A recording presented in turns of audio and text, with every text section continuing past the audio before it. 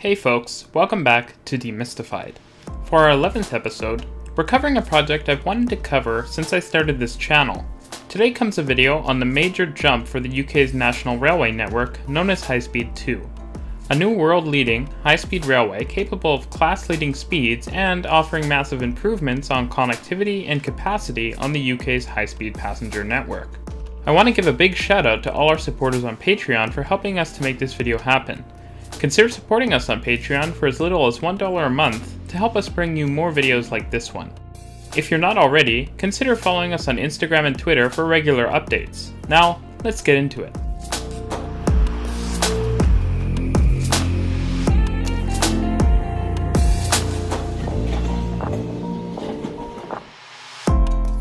Now, before we get into HS2, we should probably talk about the UK's existing high-speed rail network, as well as how little of the UK's railway network currently supports the world-class 180 mph class of high-speed rail.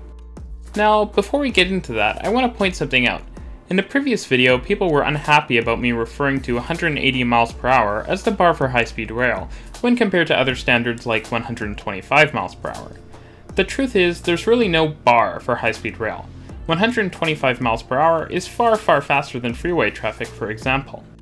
However, especially as someone from a continent where none of our rail services currently meet that standard, I think for the massive greenfields projects I'm likely to talk about when discussing high-speed rail, it should be expected that I want them to meet the widely deployed 180 mph class of high-speed rail, because anything else feels inadequately future-proofed for the lifespan of a high-speed line being built today. That being said, the 180 mph class of high-speed rail is slowly being surpassed. Various systems in the 180 mph class already surpass those speeds, and some countries like China and indeed the UK have projects such as HS2 which go beyond 200 mph on conventional rails. The UK's railway network currently has numerous sections of 125 mph capable rails, which have carried the iconic Intercity 125 trains for decades. York, Leeds, and Bristol are connected to London by 125 mph tracks, and Liverpool and Manchester are both close to 125 mph corridors, well, not currently on them. Perhaps given the ubiquity of 125 mph capable railways in the UK, including trackage all the way north into Scotland, it's a little disappointing to report that the country has less than 100 miles of 180 mph class track, despite it being quite common in mainland Europe. Also, given that the UK has some of the highest rail ridership in the world. The UK's sole section of 180 mph class high-speed railway is High Speed 1, also known as the Channel Tunnel Rail Link. It's nearly 70 miles long and connects London St Pancras Station to several intermediate stations southeast of London, as well as the Channel Tunnel, which provides connections across mainland Europe.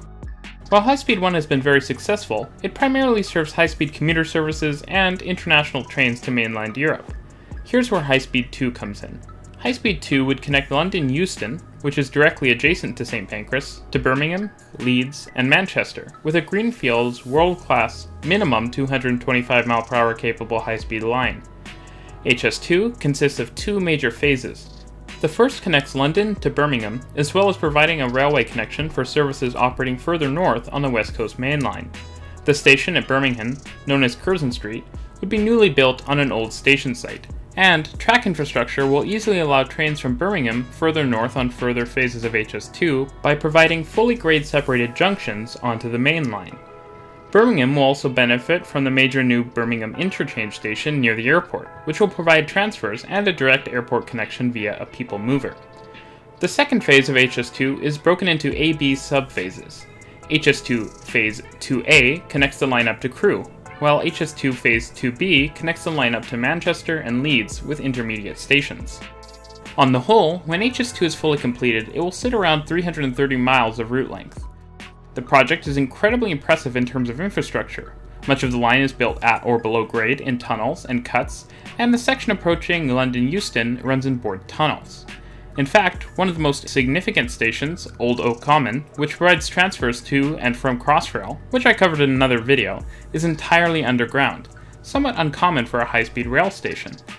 On the whole, the station designs are incredible. They really remind me of a massively scaled-up version of some of Vancouver's recent SkyTrain stations, with massive amounts of glass and wood incorporated throughout, while also providing ample space and capacity for future growth, something which carries on throughout the whole project.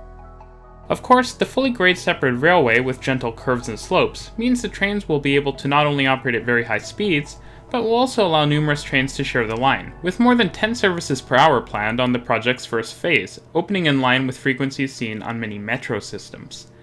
As it turns out, HS2 has an even bigger impact on the overall rail network than you might expect.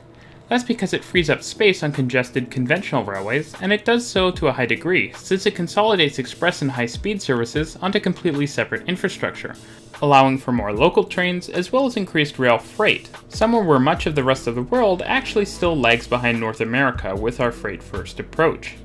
Of course, the impact of a project like HS2 in terms of environmental benefits cannot be overstated, as not only will it make rail journeys far more attractive by substantially reducing travel times and providing improved connectivity for passengers interested in the highest speed services, but it will also have knock-on effects as mentioned earlier, which will grow the overall rail network capacity for more conventional and freight rail services.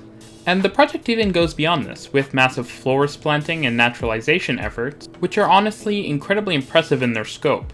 There's also major safety benefits because, as we know, rail travel is significantly safer than car travel, especially at high levels of capacity. It's worth addressing that some environmental groups are up in arms about a new high-speed railway, and for me it's counterintuitive. While local environmental impacts are an unfortunate reality of any major infrastructure, the truth is that, in a growing world, if we do not provide capacity for passenger transport in the form of highly competitive zero-emission systems like HS2, capacity will be found on roadways and via air travel, both of which are multiples worse in terms of carbon intensity and their own environmental knock-on effects in terms of promoting less sustainable community and city designs. Of course, the stations also incorporate modern eco-friendly features, and the trains will be, of course, 100% zero emissions. Speaking of the trains, many of the world's top rolling stock manufacturers, from CAF to Alstom to Siemens, are vying to build the trains to be used on the system, which will likely consist of a mix of trains designed for HS2 exclusive operation and those designed to operate on through services. Train lengths are going to be incredibly long, as with HS1, at up to 400 meters. Perhaps most impressive are the travel times on HS2. Currently, trips from London to Birmingham take nearly an hour and a half. Under HS2, such trips would only take about 45 minutes. Trips to Manchester are perhaps even more impressive, as they'll go from just over 2 hours on the fastest services today to just over 1 hour on HS2. Now, in terms of criticisms, I don't have a lot, but if I had one that jumps out to me, it's the lack of a currently planned connection between HS1 and HS2, so that through services can operate across the two lines. Such a connection has been planned in the past and seems quite conceivable given how close the two lines come within central London, meaning a future connection certainly isn't out of the question. However, such a connection would really be icing on the cake for a project like this one. Now, HS2 being absolutely massive as it is, means that Phase 1 of the project alone will cost over £30 billion, or around $50 billion, and the entire project has been estimated to cost as much as £100 billion, or $130 billion. However, in my eyes, such a cost is probably still worth it. HS2 does not cut corners in terms of infrastructure, and it's gone above and beyond to reduce its footprint on the environment and provide massive environmental benefits that go beyond just building a massive zero-emissions transportation system. The design, with significant tunneling and inbuilt routing and capacity flexibility for the future, means that this infrastructure will still be highly relevant even in 100 years, and given that HS2 will connect a majority of the UK's population, HS2 is a project that not just the UK, but the world needs. Thanks for watching the 11th episode of Demystified. Consider liking, subscribing, and sharing the video, and I'll see you in the next one.